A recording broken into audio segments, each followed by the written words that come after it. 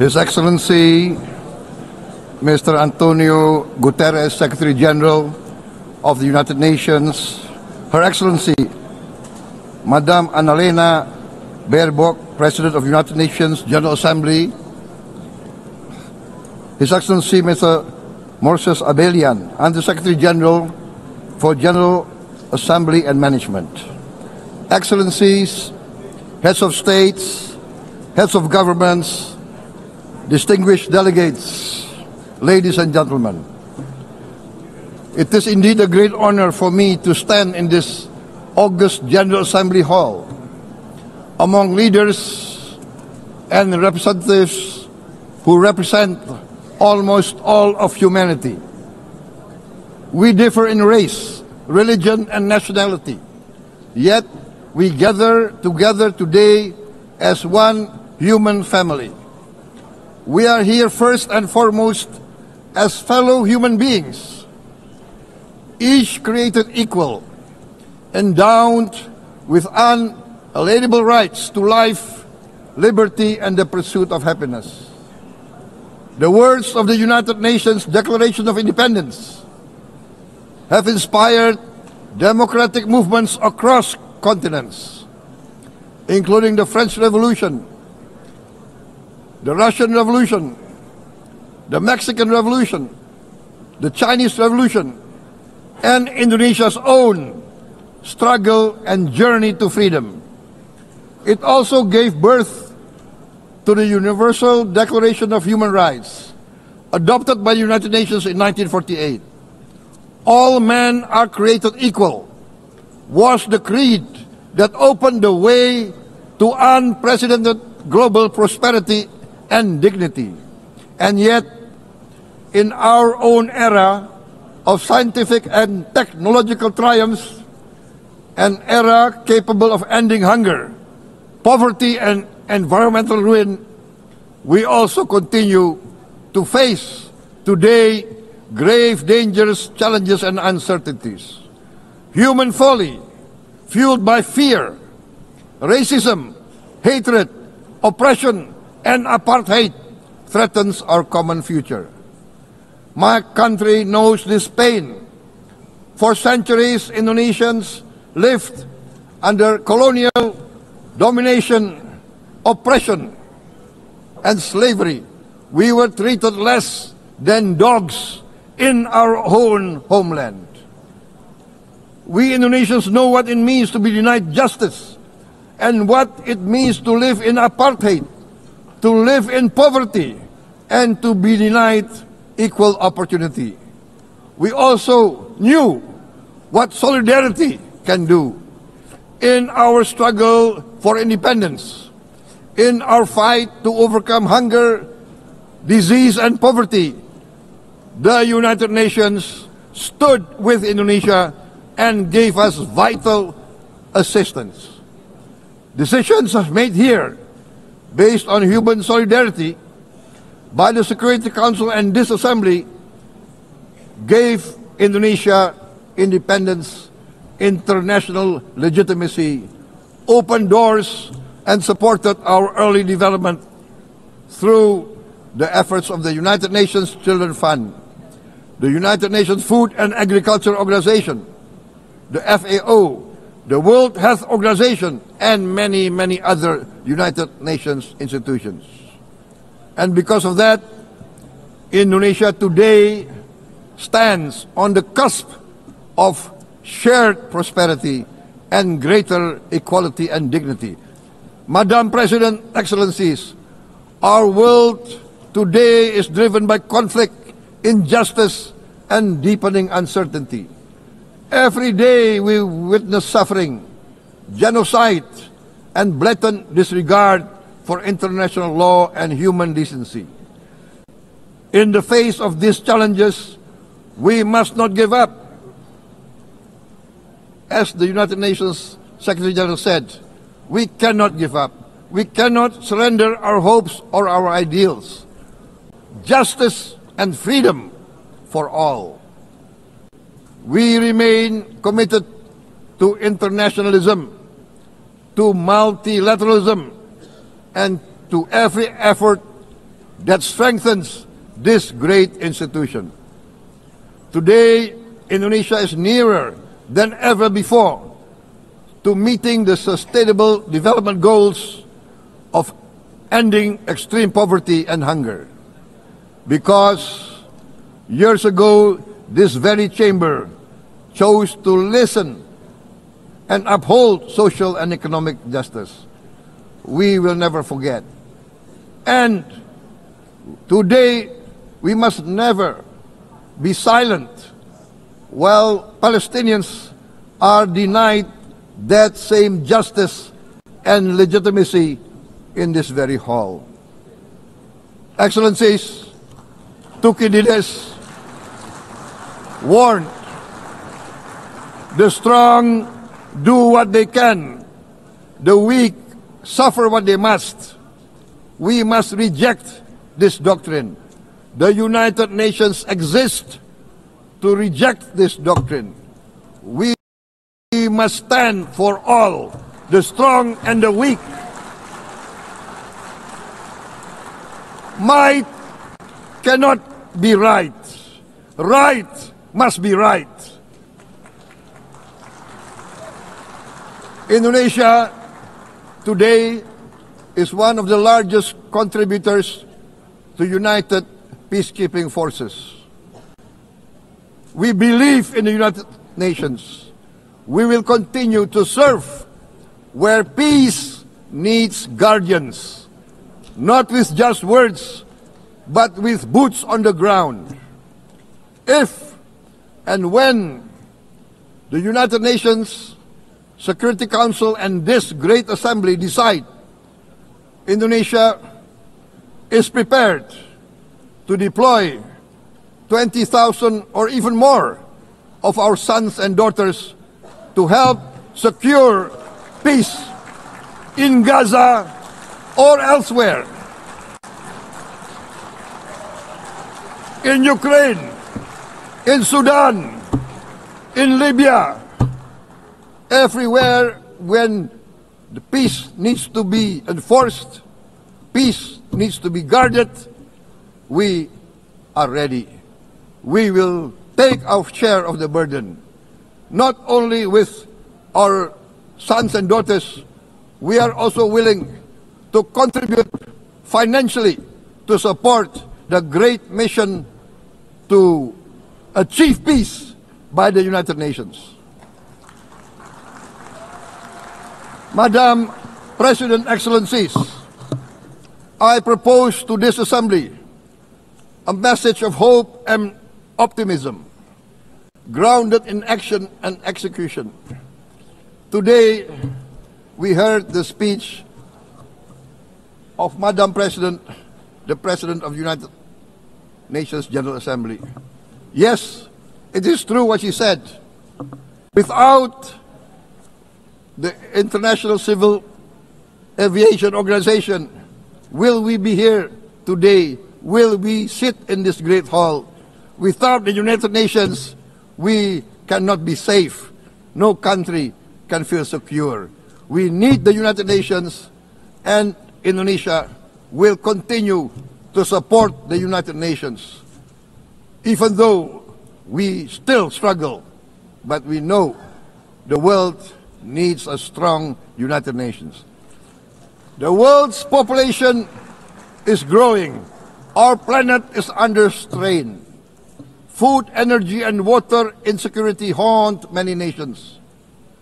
We choose to answer these challenges directly at home and to help abroad wherever we can. This year, Indonesia recorded the highest rice production and grain reserves in our history. We are now self-sufficient in rice, and we are starting now to export rice to other nations in need, including providing rice for Palestine. We are building resilient food supply chains, strengthening farmer productivity, investing in climate-smart agriculture to ensure food security for our children and for the children of the world. We are confident in a few years' time, Indonesia will be the granary of the world. As the world's largest island state, we testify before you that we are already experiencing the direct consequences of climate change, particularly the threat of rising sea levels. The sea level on the north coast of our capital city is increasing by 5 centimeters every year. Can you imagine in 10 years? Can you imagine in 20 years? For this, we are forced to build a giant seawall, 480 kilometers in length. It will take us maybe 20 years, but we have no choice. We have to start now. Therefore, we choose to confront climate change not by slogans, but by immediate steps. We are committed to meeting our 2015 Paris Agreement obligations.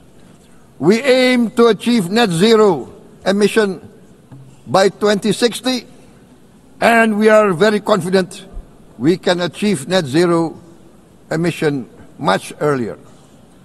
We aim to reforest more than 12 million hectares of degraded forest, to reduce forest degradation, to empower local communities with quality green jobs for the future. Indonesia is shifting decisively from fossil fuel-based development towards renewable-based development. From next year, most of our additional power generation capacity will come from renewables.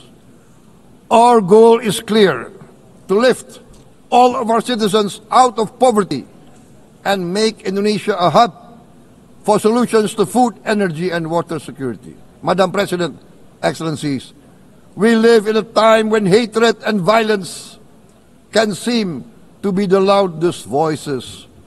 But beneath this loud noise lies a quieter truth, that every person longs to be safe, to be respected, to be loved, and to leave a better world to their children. Our children are watching.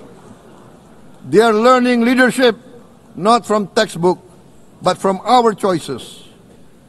Today, still, a catastrophic situation in Gaza is unfolding before our eyes.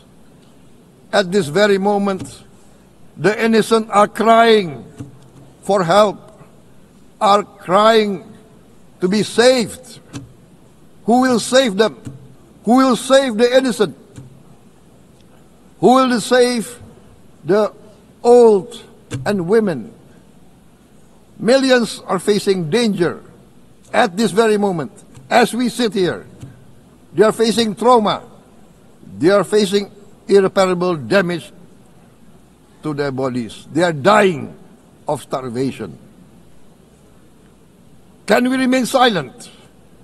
Will there be no answer to their screams?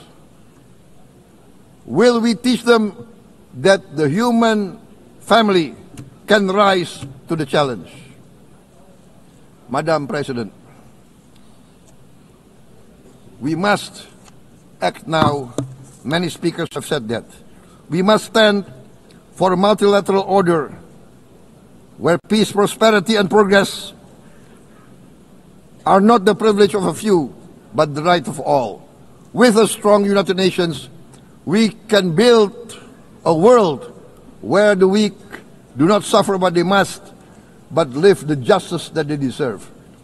Let us continue humanity's great journey of ideals, the selfless aspirations that created the United Nations. Let us use science to uplift, not use science to destroy. Let rising nations help others to lift themselves. I am convinced that the leaders of the great world civilizations civilizations of the West, of the East, of the North, of the South, leaders of America, Europe, of India, China, the Islamic world, the whole world, I am convinced they will rise to their role demanded by history. We are all hopeful that the leaders of the world will show great statesmanship, great wisdom, restraint, humility, overcome hate, overcome suspicion. Madam President, distinguished delegates, we are greatly heartened by the events of the last few days, where significant leading countries of the world have chosen to side with history, to choose the right side of history, the path of the moral high ground, the path of rectitude, the path of justice, the path of humanity, to shun hatred, to overcome suspicion, and to avoid the use of violence. The use of violence will beget violence. No one country can bully the whole community of the human family.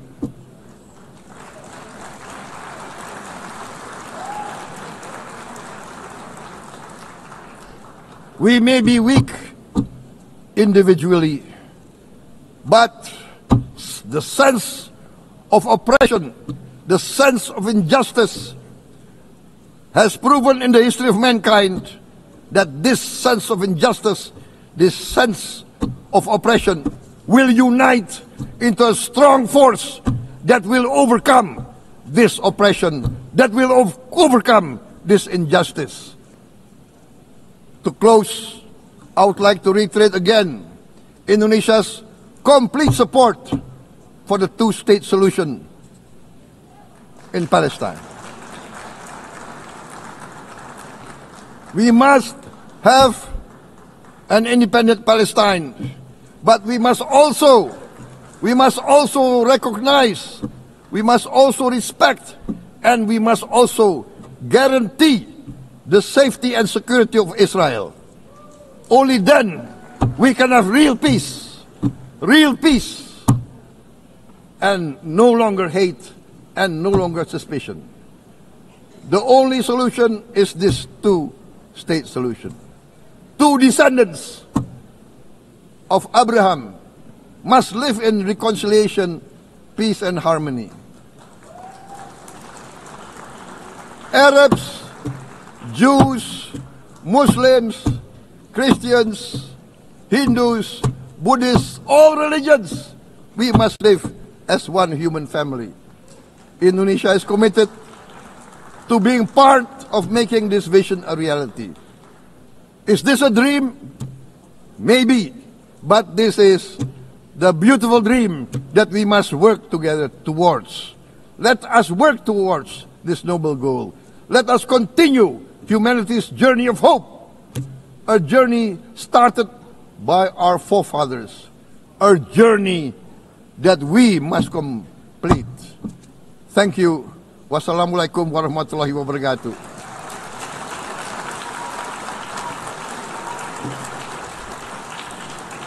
Shalom. Om Santi, Santi, Santi Om. Namo Buddhaya. Thank you very much. May God bless us all.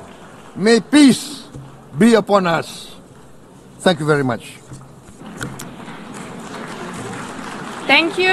On behalf of the Assembly, I wish to thank the President of the Republic of Indonesia,